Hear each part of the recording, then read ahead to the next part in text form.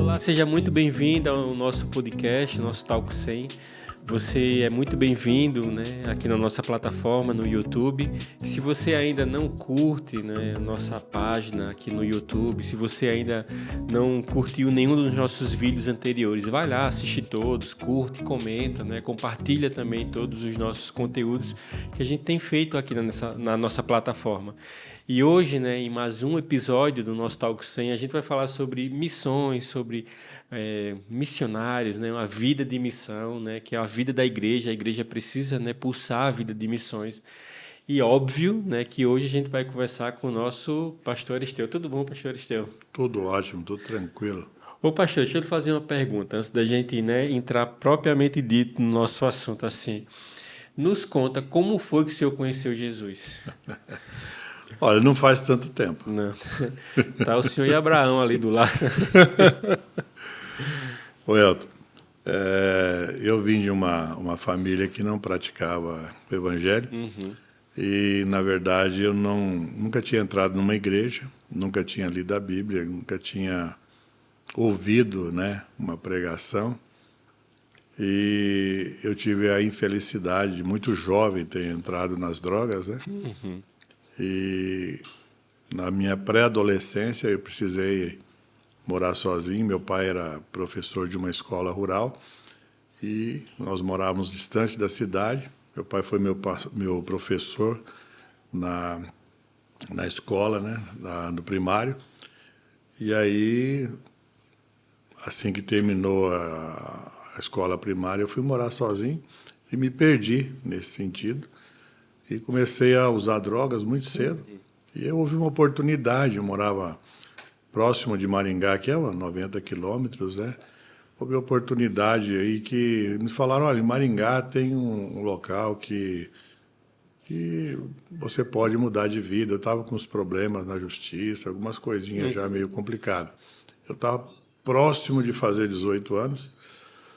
E as pessoas que propuseram isso para mim não sabiam muito bem o que era. Me falaram, isso é uma chácara e tal, né? Tem um rio no fundo e tal.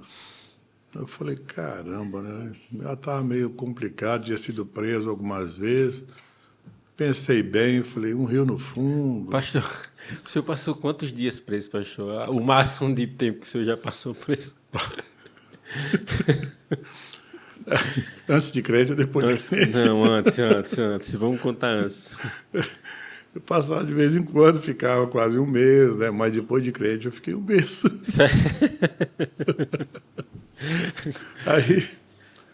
Aí eu falei, eu vou.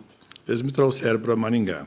E eles não sabiam o que era, né? Uhum. E quando nós chegamos em Maringá, era um centro terapêutico, né? Uma casa de recuperação que recuperava através da palavra de Deus, né? Uhum. E era o MOLIVE, Movimento para a Libertação de Vida, uma casa de recuperação evangélica, né? E aí eu cheguei num sábado, foi no dia 23 de abril de 1983, um sábado, às 10 da manhã. Eu guardo isso até hoje na minha mente. Uhum. E aí eu cheguei, olhei e tal, a pessoa me recebeu muito bem. Eu olhei aquele pessoal, tinha mais de 80 pessoas recuperando, tinha bastante pessoas trabalhando, né? Aí, à noite, né, começou a chegar meninas, mulheres, né? Eu falei, rapaz, eu não tinha, assim, uma experiência, assim, tipo, se o céu existe, aqui é o céu, né? Porque tem um rio no fundo, dá para plantar maconha. Tá chegando a mulherada, vai ter uma boa festa. E aí alguém falou assim, Aristeu, vai ter uma vigília. Eu falei, vigília? Para mim era orgia. Eu falei, tô dentro, não perco essa vigília por nada, né? A mente deturpada, né? As intenções, as piores possíveis, né? Eu fui para a vigília. Qual era a intenção? As piores possíveis, né? Aí você pergunta, né? A vigília naquela época, ela era a noite toda, Elton. Era até o sol raiar, né? Sim. Pergunta como que eu saí da vigília no outro dia cedo. Convertido. O senhor lembra desse dia perfeitamente, pastor? Eu lembro perfeitamente. Eu saí naquela manhã, no domingo de manhã, eu saí quebrantado, coração aos pés do Senhor, entregue a Deus, batizado no Espírito Santo. Amém. Amém. Ô pastor, e talvez essa seja todo cristão que é nascido de novo precisa lembrar exatamente do dia que conheceu Cristo. Exatamente. Eu lembro, era 11 anos de idade, eu lembro a pregação do pastor João Bernardino, né? O pastor João Bernardino era de uma igreja pequena de bairro, né? Uma igreja batista da Convenção Nacional, não é? Ele pregou sobre João 15, né, a história do filho pródigo, e eu lembro como se fosse hoje cada detalhe. E geralmente o pastor Batista sempre encerra a mensagem com ilustração, né? Então eu lembro da ilustração que ele trouxe naquele dia, eu lembro eu chorando naquele dia, porque naquele dia eu percebi que Deus era pai também. Então, meu pai me abandonou, eu e meu irmão, quando eu tinha 9 meses de idade, então eu sempre tive essa dificuldade de enxergar, né, o benefício, né? Ter um pai na sua casa. Eu não sabia o que era isso, né? Então, naquele dia, quando o João Bernardino disse assim, Deus é pai, eu chorei naquele dia. Eu disse, de fato, Deus é pai. Eu lembro o primeiro hino, o primeiro corinho que eu ouvi, né? Há momentos em que as palavras não resolvem, mas um gesto de Jesus demonstra amor por nós. Naquela manhã, o dia 24, né, de abril de 1983, estava eu lá convertido. Eles tinham um projeto de 9 meses no centro terapêutico. 6 meses você ficava recluso, você não podia sair. E aí, quando dava 6 meses, você tinha a oportunidade de ir para sua casa. Você ia para casa, passava uma semana. Aí você ia sozinho para casa, e você voltava, eles falavam, olha, qual é a área que você está mais vulnerável? É na área sexual, drogas, bebidas, cigarro. E eles iam intensificar a oração naquelas áreas para que você pudesse, ao término dos 9 meses, né, estar mais preparado para você ou voltar para casa, ou você continuar ali trabalhando, né? E aí integrar, talvez, na equipe de obreiros, né? E ficar ali na casa de recuperação. Mas eu cheguei em casa, né? Eu disse que eu tinha uns problemas. Eu cheguei em casa e alguém tinha falado que eu tinha fugido, né? E aí eu fui preso. Aí sim, como crente... Passou mais uns dias lá. Aí eu cheguei na minha cidade, eles me prenderam, aí eu fui levado para uma cadeia em Londrina. Aí, como crente, eu fiquei preso em Londrina. Aí deu um mês e pouquinho. Mas o senhor falou de Jesus lá na cadeia? Olha, nós tivemos fuga nessa cadeia, tivemos muita situação desconfortável nessa cadeia. Aí foi um tempo na cadeia. Aí você fala, onde que você foi chamado para o ministério? Aonde eu ia chegar aí? Eu ia chegar aí agora. Aonde que Deus te apresentou? Deus se apresentou, né? Eu estava assim, até um pouco bravo, né? Eu já estava pensando também em voltar para casa, recomeçar a minha vida.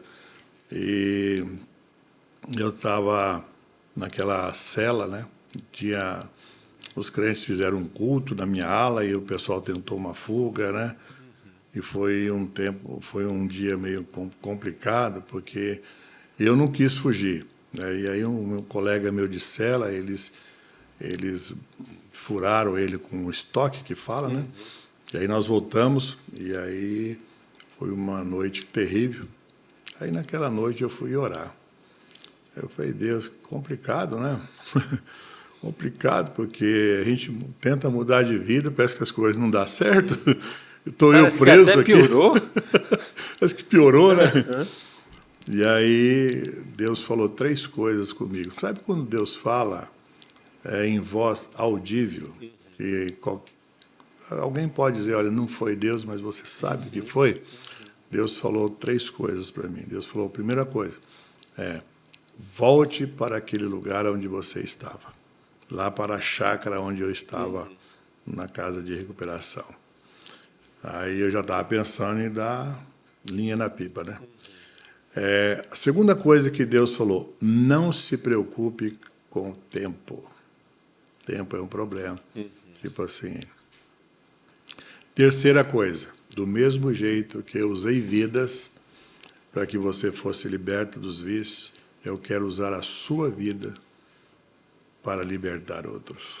Pastor, então aí o senhor entendeu que Deus estava te chamando não para missões especificamente, mas para a vocação pastoral. Sim. Aí eu voltei e naquela chácara eu fiquei 3 anos. Ali eu fui estagiário, ali eu fui um obreiro, ali eu fui diretor interno daquele centro terapêutico. Ali eu saí para me casar. Ali eu conheci a Ivoneide. Conheceu lá no centro? Claro, opa. E como foi esse encontro, pastor? Rapaz. Conta aí. Eu conto para você a roupa que a Ivoneide estava. Conta aí, pastor. Pareceu aquela morena, rapaz. Ela, acampamento de carnaval, ela aparece lá, o Margarete, uma amiga pessoal nossa, apresentou assim, falou, Aristeu, eu quero te apresentar uma amiga minha, lá Ivoneide, com uma alça branca, uma bota marrom, um camisão azul, né? Óculos escuros, ela tinha feito um transplante de córnea no olho em 85 ali, e ela me apresentou a Ivoneide, e aquele dia nos tornamos amigos, né? Dali, quanto tempo durou para começar um relacionamento, pastor? Poucas semanas nós começamos a conversar, em poucas semanas nós começamos a namorar. Em 1 ano e acho que 2 meses nós já estávamos casados. Que coisa graciosa. E aí foi... Então aquela chácara de Monlívio foi algo que realmente foi um recomeço na minha vida em todas as áreas. Ô pastor, e é interessante que todo cristão ele precisa passar por marcos de recomeços, né? Então, exatamente. Se eu conheci a Cristo, é inevitável a gente não passar por marcos de recomeço, né? E todos esses recomeços sempre nos levam a outros lugares, não lugares físicos, né? Mas no próprio coração. Então, o senhor percebeu, né, com esse marco de recomeço, o seu chamado, né, pastoral, o senhor conheceu a sua esposa, né, a dona Ivoneide, e como é que despertou esse coração também para missões, assim, pastor? Mesmo já tendo essa vocação pastoral, como foi que o senhor conseguiu perceber que Deus também te levava também a esses lugares, a ser um missionário também de campo? Eu me tornei pastor muito cedo. Eu me tornei pastor com 28 anos de idade. E pastor pastor novo. E eu sou grato a Deus que Deus me deu amigos, e amigos assim, pastores mais velhos, pastores mais experientes, pastores mais assim, experimentados também em missões locais, missões no Brasil, missões estrangeiras, né? E eu tinha um amigo, ele tinha o 3º ano primário. Ele tinha um português assim bem sofrível. Questionável. Mas cheio do Espírito Santo. Ele um dia assim, ele falava assim, Aristeu, eu estava pregando e sentou uma mulher assim muito muito bonita, uma senhora assim bem elegante. Ela sentou no primeiro banco e ela começou a anotar o meu sermão. Eu vi que ela anotou assim, anotava tudo. Eu falei, poxa vida, né? Que bênção ter alguém que anota o meu sermão. E quando ele quando ele terminou de pregar, ela arrancou assim do caderno 4 folhas. E ela entregou para ele e falou assim, aqui está todos os erros de português que o senhor falou no seu sermão. Mas ele era um homem de Deus, um homem cheio do Espírito Santo. Ele chamava-se Paulo Roberto Rezende de Oliveira. Ele falava assim, Aristeu, você precisa pregar, não só na igreja local, você precisa pregar o evangelho em outras igrejas. E eu achava assim, na minha simplicidade, na minha falta de experiência, que cada um pregava na sua igreja e estava muito bem. As pessoas me convidavam para pregar e eu até não falava que não ia. Eu até aceitava os convites.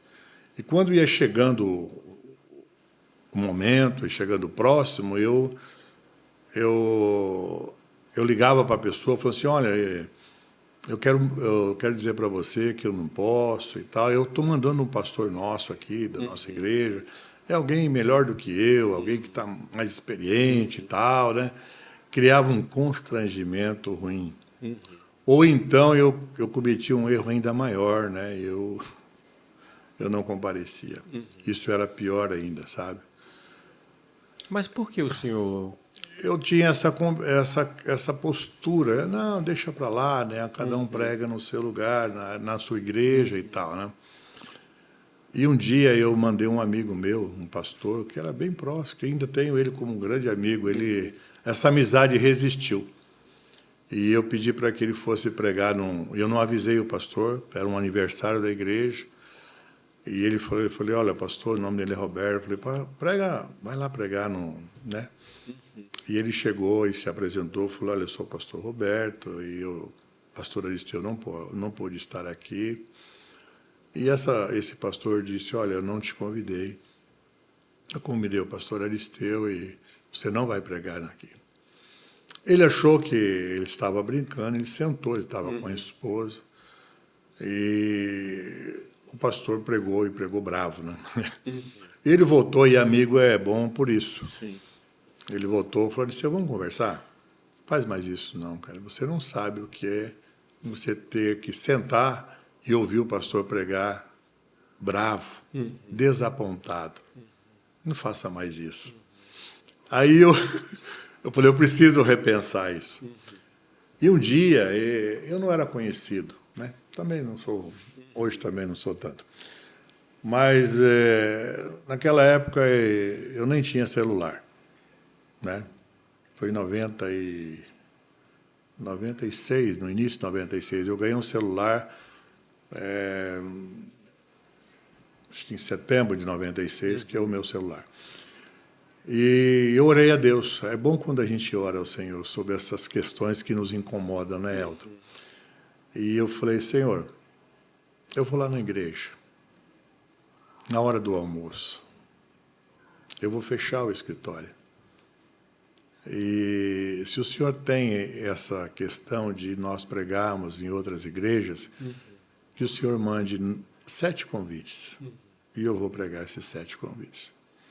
E aí eu vou entender que o Senhor tem... Sim, um propósito nisso. E sabe, Elton, as pessoas me veem meio quieto e acham que a gente não tem experiência. E eu fui lá para o escritório. Me tranquei lá, na hora do almoço. Nós tínhamos 2 secretárias na hora do almoço, não tinha ninguém. Fechei o escritório, sentei lá, telefone fixo. Eu atendi as 7 ligações. E eu e a minha esposa, a Ivoneide, com uma Marajó, sabe o que é uma Marajó? Marajó é um Chevette esticado. Sei, é como se fosse um Space Fox da atualidade. É um Chevetinho puxado. Nós viajamos 4.300 quilômetros num Chevette desse aí. E nós fomos, e eu preguei em 7 lugares. E aí, no último lugar, foi indo para a Bahia, assim, no norte de Minas, né? Foi uma experiência muito legal. E Deus falou muito comigo naquele lugar. Aonde eu te mandar, você vai. E aí eu entendi que nós deveríamos pregar, né, nas igrejas, nos lugares, né? E aí o Paulo Roberto me ligou, falou, Aristeu, você entendeu? Eu falei, eu entendi. Isso foi em 96. Ele falou assim, dá entendido? Eu falei, tá. Ele falou assim, então agora você precisa ir às nações. Nossa, Qual foi a sua primeira viagem internacional, assim? Eu falei assim, de jeito nenhum. Ele falou assim, não, nós estamos em 96. 97, você vai comigo nas nações. abril de 97, eu comecei a ir das Nações. Eu fiquei um mês. Qual foi o primeiro país que o senhor foi? Primeiro país, eu fiquei Portugal e Espanha, um mês, com o Paulo Roberto. Ele começou a me levar primeiro à Europa, né, aos países, depois... Mas era uma agência missionária específica ou era uma... Com ele mesmo, o Paulo Roberto, ele era alguém que viajava mesmo, que era um missionário que pregava em alguns países. Eu comecei a viajar fora do país com ele. De 97 para cá, assim, se o senhor pudesse... eu sei que são muitas histórias, mas escolher uma história assim, marcante, não é? Que mudou alguma coisa na sua vida e também algo que... Um apuro que o senhor passou. Disse, rapaz, isso aqui foi uma situação tanto quanto delicada assim.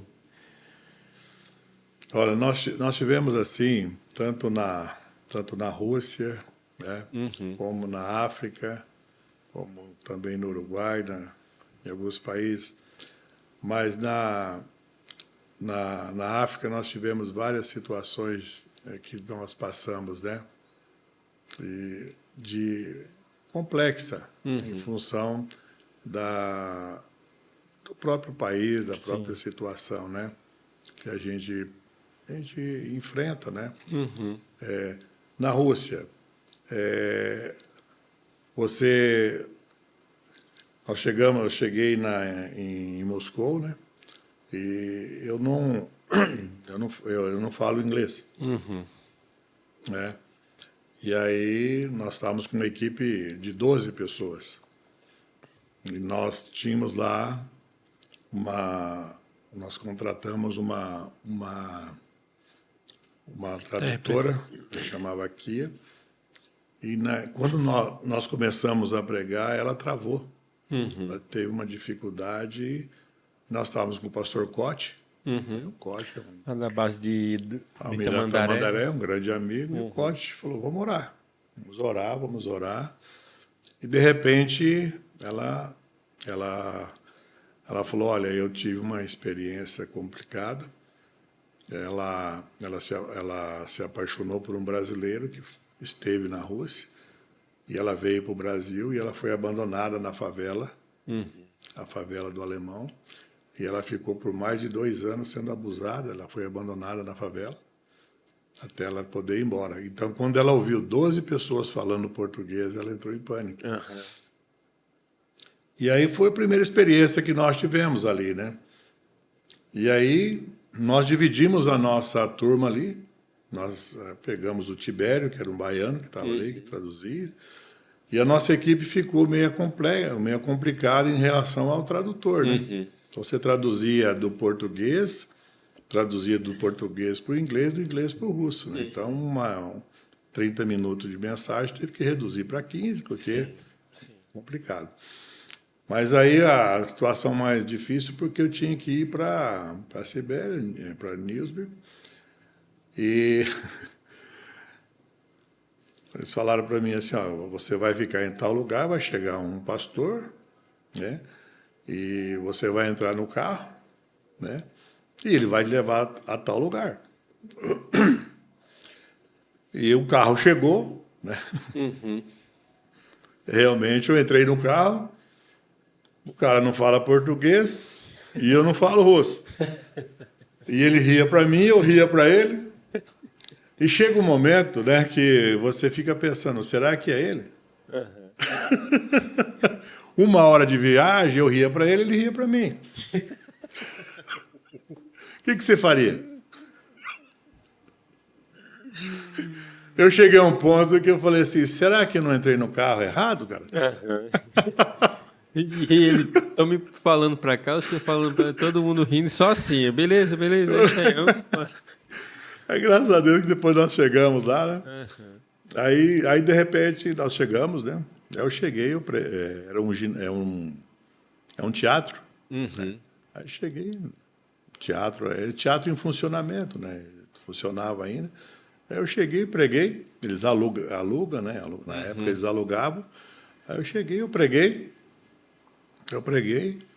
e eu sentei, né? Eu estou sentado assim. Aí, de repente, a pessoa veio e falou assim, o senhor podia pregar de novo? Eu pensei assim, mas será que eles não entenderam a mensagem, né? Uhum. Aí eu perguntei assim, cara, mas o que aconteceu? Uhum. Ele falou, não, é o seguinte, é que nós alugamos o local por um preço alto. E o local é por 4 horas. Uhum. E nós usamos até agora 2 horas. Nós temos mais 2. Então, se o senhor pregar mais um sermão, a gente vai poder aproveitar. Uhum. Porque nós vamos voltar aqui só a semana que vem. Eita. Aí eu falei, não, então tá bom, posso pregar de novo. são, são coisas que Sim. para nós não é a nossa realidade, né? Sim. Então, Esses dias a gente tá aqui orando, não é? Eu até fui orar e eu disse, como a gente é privilegiado. E a gente nem sabe usar o privilégio que tem, pastor. De exatamente. ter as portas, né, da igreja.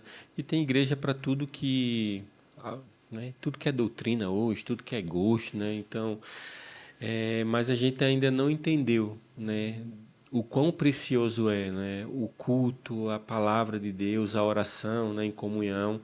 Enquanto países, né, que países perseguidos, né, países onde a igreja, né, não pode exercer, né, o mínimo ali um culto, né, e eles têm o amor e o afeto de quando é o seu dia de culto, né? Eu lembro que eu conheci um missionário, né, que trabalhava na China. E escutando ele, né, ele falou que o culto era uma vez por mês, né, e era dentro de uns canaviais não tem, né, mas dentro de umas lavouras lá de arroz, ia entrando. Ele dizendo, pastor, que o carro ia entrando, ele dizendo, rapaz, vamos matar aqui, né? Quando eles viram, chegaram num celeiro grande. Quando ele entrou lá, tinha uma igreja reunida, né? Todos eles cantando, adorando a Jesus, né? E ele foi muito impactado, né? Porque todos eles tinham apenas pedaços, fragmentos assim da Bíblia. Eles não tinham a Bíblia toda, né? Então, quando ele abre a Bíblia, todo mundo, né, tendo a esperança, sabendo que aquilo era a palavra de Deus mesmo, que ia ser lida naquele dia, uma vez, né? A cada mês eles tinham esse encontro, né? E nessa igreja, a Bíblia era compartilhada por todas as famílias, só tinha uma Bíblia, né? Ele contando, né, o relato dele. Então, a Bíblia passava, né, de casa em casa em tempos determinados. Então, a família passava o dia inteiro, pastor, lendo a Bíblia.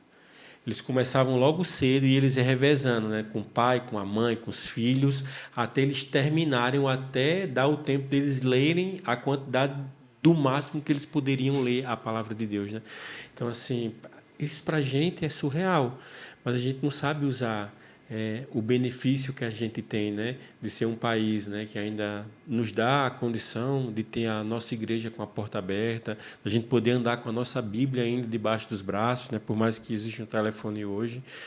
E como o senhor, né, consegue falar principalmente para os jovens, né, ou para a igreja como um todo, né, de ter esse despertar, né, para missões, né, como é que a gente consegue fazer com que os jovens ou a igreja, né, desperte esse olhar novamente para as missões, pastor? Olha, eu, eu entendi muito cedo, Welton. Eu não tenho, assim, esse chamado missionário para ir e ficar. Uhum. Deus não me chamou para ser um missionário tempo integral, para estar num lugar. Uhum. Deus sempre me chamou para ir e vir, né? E para dar a minha contribuição. E eu tenho feito isso desde 97. Uhum. Se você vê a África, eu vou faz 20 anos que eu vou à África. Uhum. Eu já cheguei na África 2 vezes no ano. Uhum. Eu já fui na pandemia, eu não fui, né? Eu tive 2 anos que eu não fui. Então eu já fui mais de 20 vezes na África. Uhum. Então, muitas vezes a pessoa acha que ele não pode dar essa contribuição, essa colaboração. Sim. Então, essas viagens, essa viagem de curta duração, ela tem um êxito muito grande. Sim. E eu entendi isso muito rápido. Uhum. Eu vi essa importância muito rápido. Eu tive uma vez em um país da África e eles me chamaram para fazer um treinamento numa igreja E essa igreja, ela nasceu, ela fugiu de Ruanda na guerra, e ela foi correndo, e esse pastor disse, pastor, eu fui correndo, e minha família morreu toda. E quando eu vi, eu tinha fugido, e quando eu cheguei nesse país, né, que é Moçambique, eu alimentei um desejo no meu coração, e eu entendo que foi Deus, de acolher as pessoas que fogem dos seus países, né? Ele começou o ministério na sua própria casa. Ele falou, eu comecei a pregar o evangelho na minha casa. E aí eu fiz um ministério. E aí ele falou assim, olha, Deus me deu uma estratégia. Ele pega um container, eles compram um container e coloca na saída da cidade e faz desse container uma mercearia, um mercadinho. E aí eles cortam o container e fazem uma mercearia, que as pessoas compram frações, porções diárias, né? Eles não compram de quilos, eles compram de gramas. E aí ele falou assim, também a gente compra uma van dessas usadas, assim, que vem do Japão. A gente compra uma van e aí a gente pega, vai buscar lá onde os navios chegam, as mercadorias, a gente vai buscar para comprar num preço melhor para poder revender aqui. Só que não tem ônibus lá. Então, enquanto a gente vai lá buscar e volta, né, a gente faz o chapa. Então, tira o combustível. Então, ele falou assim, esse aí sai o meu salário. E ele reproduziu isso para os pastores. Então, se você ver, eu tenho as fotos lá, tinha 15 vans dessa. Isso quer dizer 15 vans, 15 pastores, 15 igrejas. Sim, sim. E aí eu preguei lá, olha para você ver, eu preguei lá sexta-noite, sábado de manhã, sábado à tarde, sábado à noite e domingo de manhã. Eu preguei 6 mensagens e eles escreveram. Quando eu terminei, no domingo de manhã, eles eram pastores e líderes, né? Eles fizeram um momento de agradecimento, estava eu e Ivaneide, e eles falaram algo que impactou a minha vida. Eles disseram assim, pastor, muito obrigado por ter vindo, por ter atendido o nosso convite. Quer dizer, nós não podemos pagar a sua passagem, né? E nós temos mensagem para 6 meses.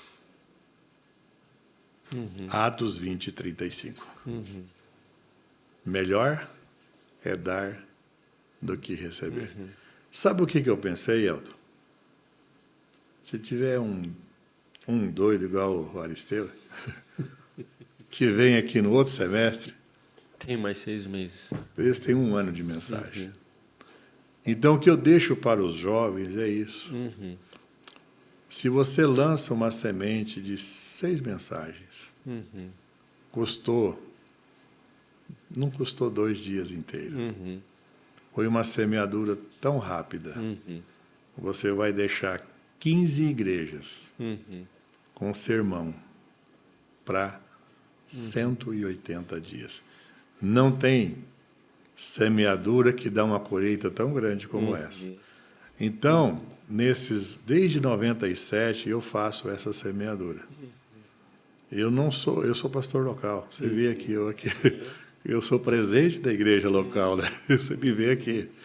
Mas eu dou essas escapadelas, né? E eu faço nessas minhas escapadas em missões, eu jogo essa semente. E é tão prazeroso, é tão gostoso, e é tão bom quando você vai e você ouve. Isso dá tanta alegria, cara. Eu sempre penso de missões, né? É inevitável você não tirar o olho de si. Então, quando você está num contexto missionário, a primeira coisa que você faz é tirar o olhar de você mesmo. Porque você olha a vulnerabilidade social de um local, de uma pessoa, de uma situação específica, e aquilo mexe tanto com você que você começa a questionar até sua própria fé. Cara, como assim? Eu tenho tenho tantas coisas aqui, sou abastado em tantas coisas, mas eu não tenho o amor e nem a paixão do que essa pessoa que não tem nada, mas está sedenta, né, de conhecer a Deus, de buscar a Deus, não é? Uma vez por mês, pastor, a gente sempre vai no asilo aqui em Maringá, né, os jovens. E todos os relatos são os mesmos. Os jovens saem de lá com a mesma fala: eu tenho tudo. Né? Porque encontra ali senhores, velhinhos, não é? Muitos deles, os familiares nem vão mais lá, já estão lá há anos sem ver nenhum tipo de parente, não é? E 2 horas ali, são apenas 2 horas, não é? Que a gente brinca ali com eles, tem jogos, faz um monte de coisa, né? Mas são 2 horas de um mês que faz com que o jovem que vá lá repense toda uma vida dele. Então, a missão que Deus nos dá é de proclamar o seu evangelho, mas eu sempre falo, o maior beneficiado de quem vive em contexto de missão é você mesmo. Somos nós. Não é o outro. É você o maior mesmo. ganho é nosso. O maior ganho é nosso. Então, a gente volta assim, entendendo, puxa vida, como é bom, como é bom. Por isso que a própria Bíblia diz, é melhor dar do que receber. Sim. E a gente volta sabendo, né, que a gente conseguiu fazer. A última vez que eu fui à África, agora nós conseguimos, dentro da África do Sul, né, 3.000 quilômetros nós fizemos. Né? Tivemos assim em vários lugares, orfanatos e projetos que nós somos parceiros. É muito legal. O Silmar teve aqui esses dias, né? São projetos excelentes. Né? O Brasil tem projetos maravilhosos. Né? Maringá tem lugares excelentes que também tem feito assim fantástico. Tem um projeto aqui em Maringá que chama Paninhos com Amor. O senhor falou. E quando eu vou, essas meninas, né, eu chamo de meninas, elas começam a produzir roupinhas para as crianças, né? E eu levo essas roupinhas, né? Então é fantástico. Eu vejo como o povo é solidário, como o povo eles se preocupam, né? Mas a palavra de Deus, ela é tremenda, ela alcança mesmo e como tem pessoas em projetos sérios, né? Trabalhando, fazendo, como tem pessoas, como tem igrejas se movimentando. Então os jovens, eles têm aí uma semana, tem 2 dias. Muitas vezes a gente pensa em missões a longo prazo, né? Ou então é um tempo maior, né? Quando eu tiver 6 meses, 90 dias, não, você tem uma semana. Planeja e faça. Eu tenho 3 dias, investe esses 3 dias. Sabe, eu tenho uma semana, coloca ela nas mãos do Senhor, aplica essa semana para a glória de Deus. Eu fico pensando, esses dias eu estava conversando com um pastor, ele entrou no meu escritório e ele olhou o mapa mundi que eu tenho lá, ele começou a chorar. Ele falou assim, faz 30 anos que eu tenho um chamado para o Japão. Pastor Galaor, eu tenho 30 anos que eu tenho um chamado. Eu falei, pastor, você foi ao Japão? Não, não fui. Pastor, começa a orar por isso. E graças a Deus, hoje ele está lá no Japão. Nós fizemos o top, né? top dos legendários lá. Eu tive lá no Japão com ele. Lá ele estava numa felicidade, já fez o 3º top lá, né?